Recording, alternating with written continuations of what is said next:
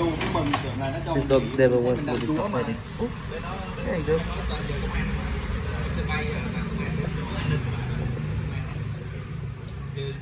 Ôi giời cực ôi. Hai ba đứa bị giữ lại còn nhiều bị ghét xui.